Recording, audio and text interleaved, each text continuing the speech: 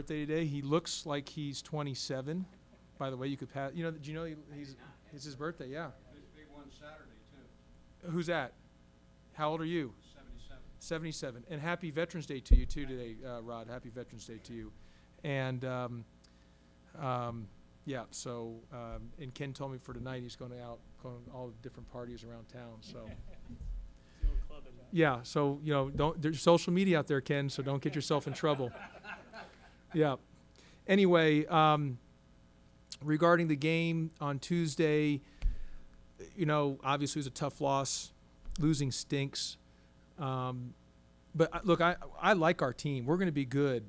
That was a good first team that we played. I've said it before we ever even played a game. And anyone that listened to me, even way before, I said, we're going to be good. Time we get to ACC play, I think our team's going to be really good. It's just, I have said, I think in November, and I know, I don't like starting in a hole.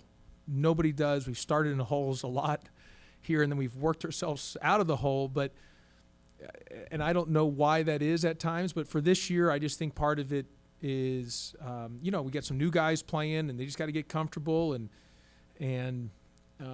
experience matters, and we were not the experienced team, yesterday or on Tuesday, and so we'll get better as time goes. But I like our group. When we get, continue to play with cohesiveness and chemistry, we will get better. There's some things we've got to make some adjustments on, and some, additions and subtractions, just as in terms of both defense and offensively on schemes and strategy. But we got a really tough team tomorrow. For Stetson, Donnie Jones, love him, awesome, one of the great guys in the business. He's an incredible coach, did an incredible job both at Marshall and Central Florida. They've got a lot of really good players. They run really good actions that are hard to guard. Coach Finney, their assistant coach or associate head coach, love him too. He's awesome. Those guys are dear friends, and if they weren't playing us, I want Stetson to win every single game they play in, other than when they're playing Georgia Tech. So I hope Stetson wins. It's at the end of the year. They're in the regular season they're 30-1, and they're only lost to Georgia Tech. That's how I feel about Donnie Jones and Coach Finney. So anyway, we know we'll have to play really well tomorrow. We'll have to play much better than we did if we want to have an opportunity to win. And but I like our group. We'll get better as time goes. Losing stinks, and when you lose a game, that falls on the head coach, not the players. So the head coach needs to make some adjustments, and we need to get better, in which we will. It looks like it's a similar game experience-wise as Miami of Ohio. I think Moose mentioned the top 8 guys are back, so you're going to have to be aware of that. Oh, yeah. That's an experienced team. They're a veteran team. They're like Miami Ohio, got their whole team back. Now, they might not be as old as Miami Ohio. Miami Ohio, I think, was top 5 in the country, if I'm right, Andy, or something on experience. If you look at, I forget what it was, but they're one of the highest of experience in the country. Miami or Stetson's, they got their whole team back. They just don't have as many fifth-year seniors, senior, that type of thing. But that's the deal with when you're playing a lot of these teams with the COVID additional year. And we've been benefited with having Jordan. Obviously, we haven't gotten the advantage of it with Bubba yet because of, his injury. But we'll have to play well if we want to win the game tomorrow. Yeah. Speaking of Bubba, I imagine everyone else I think was 0 for 11 from 3, and not having his man-to-man, and then also just Not 0 for 11, 0 for 13. Oh, sorry, 0 for Yeah. 13. And not having his defensive presence as a great defending guard, I guess kind of how do you counteract that in the interim, and then do you have an update kind of his timeline yet? I've said it from the beginning, the best way for Georgia Tech to be successful in basketball is to stay old and get old. And, we're missing an older piece in Bubba Parham. Shooting, defensively, I mean, you guys know how he is defensively, and he makes threes. And he would have been a fifth-year senior for us, third year at this program. So losing that experience hurts. When his prognosis come back, that's just going to be determined by Dr. Jackson and Richard Stewart. So, I mean, he's getting better as in terms of all the stuff he's doing. It looks like he's moving on it fine, but I mean, he's not practicing with us, but just on his rehab work. But who knows when that will be, because not only does he have to get cleared, he's also then got to get in shape. And as everyone knows, with an injury, it depends on when he's mentally able, because he's got to be Bubba. You got to be the Bubba who's flying around and playing the defense, as you mentioned, and using his athleticism. If he's not doing that or comfortable mentally to do that, he's maybe not as an effective player. So till he's able to be what we need Bubba, or what Bubba can be as Bubba Parham, with him flying around, jumping like crazy and playing that defense, when that will be, we just don't know. Did you like the Frazier? We had some open ones. I mean, just wide open. I mean, literally, Miami, Ohio played off a lot of our guys. Besides Michael DeVoe, they literally sat in the paint, and there was a lot of wide open threes. But some of the threes I didn't like, I thought we could have turned them down, even though they were literally wide open. And I can understand, as a basketball player, that open, it's hard to not shoot it. Like, it's easy for everyone to say, oh, don't shoot the ball. But when you're a player and, you're that open, it's not easy just to say, I'm not shooting it.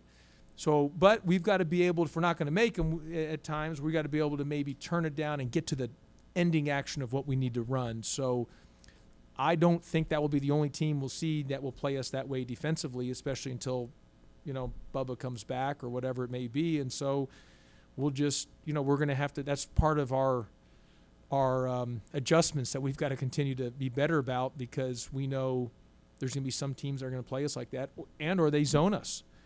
I've spent a lot of time in the off season trying to work on zone offense, just being prepared for that, knowing that could happen.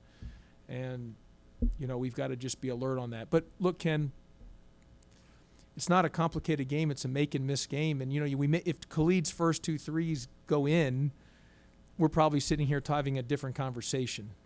But that's how fine of a line the game is. And we are going to need to make some threes. Now, all my years, we haven't lived and died by the three, as you know that. I mean, we're one of the lowest in the country at shooting threes. We only shot 17. We would have won the game still being 4 for 17. The biggest issue, I mean, you can pick apart every little thing, was our 14 turnovers, just and key turnovers. Just, we have fast break opportunities and just not converting on them, and those were killers. When you boil it all down, that was the difference in the game. You talked after the game about the pace of the game. Did you have any conversations with Sturtevant and Smith about the pace, and also about maybe too much dribbling?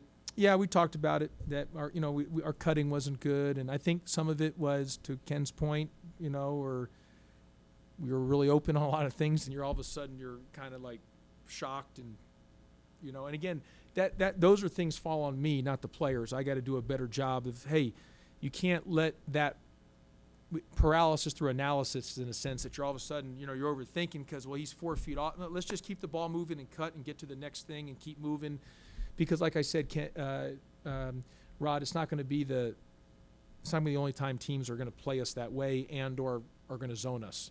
So we've got to be ready for that. Yes, we're going to need to make some threes, but we don't have to shoot a lot of threes. We just got to take the right threes. Our guys took good threes because they're so open, but we might need to say, hey, let's get another penetration, get another paint touch kick. And at that point, if we're just getting wide open threes after some penetration kick and they're wide open, what are you going to do? I mean, you got to put the ball in the basket. We're in the ACC. You're going to have to make some threes. And it just can't be Michael DeVoe making some. I know you spent a lot of time deprogramming Devo offensively from what he was doing in high school. But do you need him to be more aggressive on the offensive side for you? Yeah, I mean, he was player of the year in Florida, and he was a big-time scorer. He came in just thinking offense and wasn't much of a defender or rebounder, but he's really transitioned to understand I've got to be a competitor first and foremost, rebound, defend, and he can score. So he needs to be ready to score, and we might have won the game if he didn't foul out either, and that was part of it. He had some silly fouls that he needed to avoid.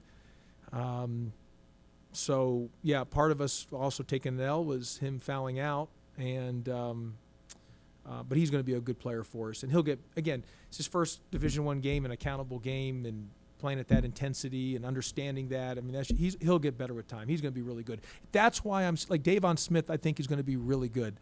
I'm just saying all those. Miles Kelly is going to be really good.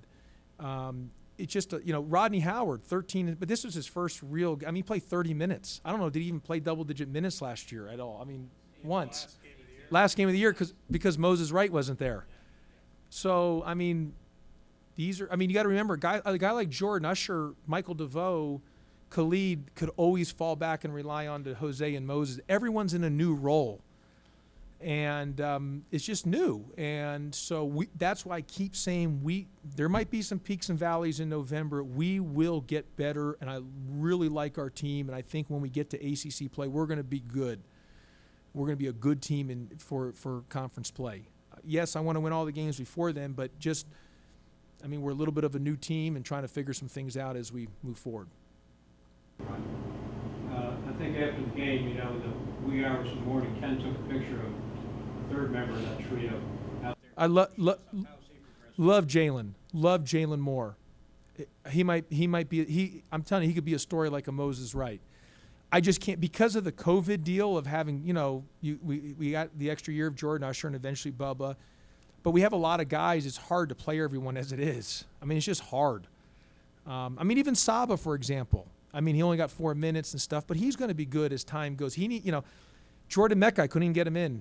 He's a really good defender, so I just can't get everybody in is the issue. It's not that Jalen's not really good, because he's going to be really good. He's going to be like a story like Moses Wright, just as in terms of his development. But you can only get 5 on the floor. You're probably playing 7 guys. Even though I played 9, Saab and Miles Kelly played 4 minutes each, so it was really about back to 7 guys. I probably should have given some other guys some more minutes, some other guys some less minutes based on watching the tape. But again, that's just part of me learning our team as we go to. In terms of Mike, when you went back and watched the game, it seemed like he was trying really hard to get to the free throw line. Well, we were in the double bonus early in that second half, yeah. And he had some open what happened, and just kind of how do you deal with it? He was visibly frustrated. Well, and I told him that his body language didn't whisper, it screamed, and because he was visibly upset. And he's got to be able to play through that. And there's going to be times he gets the calls. But if he's driving just to get a foul instead of driving to score, that's the problem. So his mentality's got to be driving to score. And some other times, Kelly, he tried to drive the closeout. I'm like, why drive? Just shoot the ball. If you miss it, you miss it. He's such a good shooter. Like, I don't care if you shoot 15 threes. You might miss 9, but if you might make 7 or 6 and might make 8. Who knows what you make? You're such a good shooter. Just shoot the ball. There's really not I say your bad shots for you are when you try to get in those margins into the paint. I'd rather you shoot a little bit of a contested 3 than trying to get in, as you mentioned, Kelly, get so deep and trying to draw a foul and just let it fly. I'm curious, you mentioned the part about the minutes last night or after the game. I know that's all going back to Ben and you're playing 30 minutes. Is there, would it behoove you to say, I know you don't like going by, this mark, we're doing this summer. Right. But would there be some like that? I think there's something to think about that for this year's team. Yes, and how do we use the media timeouts for Michael DeVoe? You get that extra rest. Is it something that I, have like a chart already written out in a sense? Some people do that where you just say, this is what I'm doing the first half.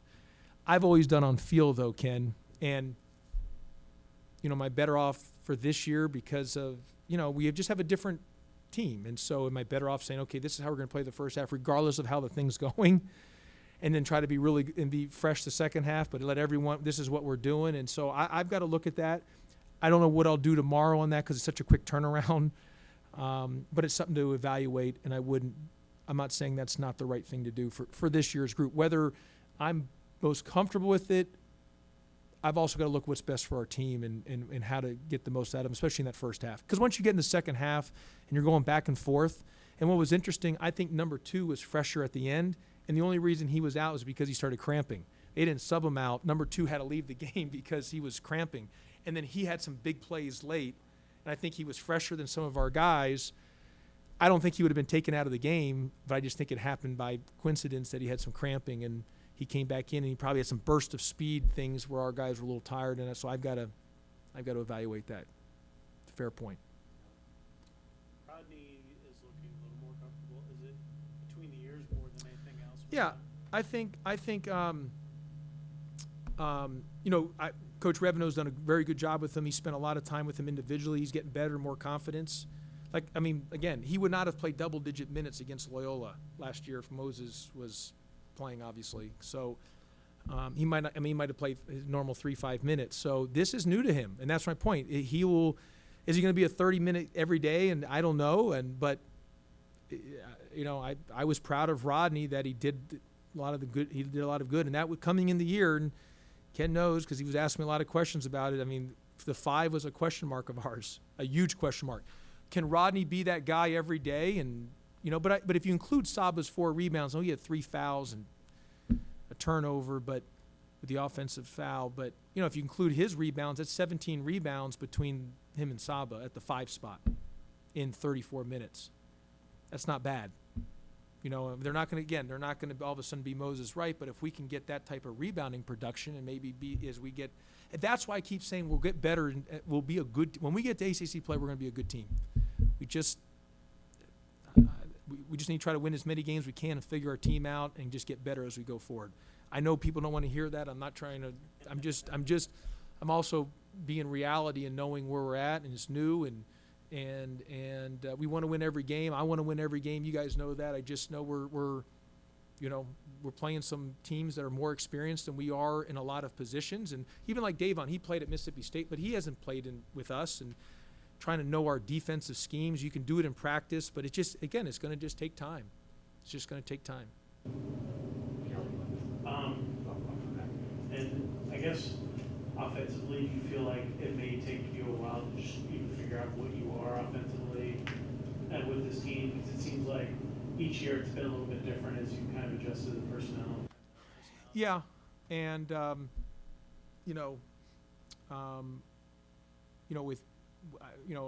was planning on having Bubba, and I didn't know that until a little before the Morehouse game. We worked away all summer long and all fall, thinking you're going to have that another shooter in there, and so we'll have to continue to adjust, but we'll have to be prepared, especially until Bubba gets back.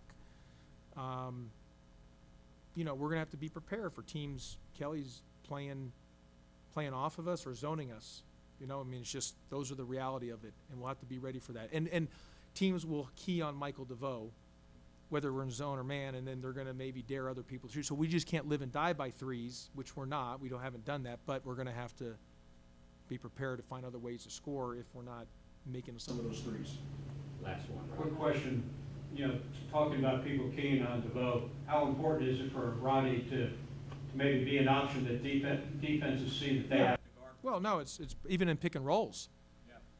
He's got to be able to do some different things. And listen, Michael DeVoe is he had 28, he did a lot of good, and he can still play a lot better. And it was hard to take him off the floor when you're asking about time, Kelly and Ken just about, because we had trouble scoring in some areas without him on the floor, because of the shooting. So, because when he was on there, we were almost playing 4-on-4 because they were literally hugged to him wherever he went. So we've got to be alert to that and help. And, you got to remember, you lose, you're taking a great shooter off the floor. You're taking right now you took 2 great shooters off the floor in Alvarado and Parham until Parham gets back. So we've got to find that out, and that made us good last year. If you guys look at our 3-point shooting both last year and the year before in ACC play, we were a good 3-point shooting team. We're going to need to make some threes. We don't need to live by them and die by them, but again, we would have won the game if we didn't turn the ball over in key times. Those are just they're backbreakers when that happens during that time period.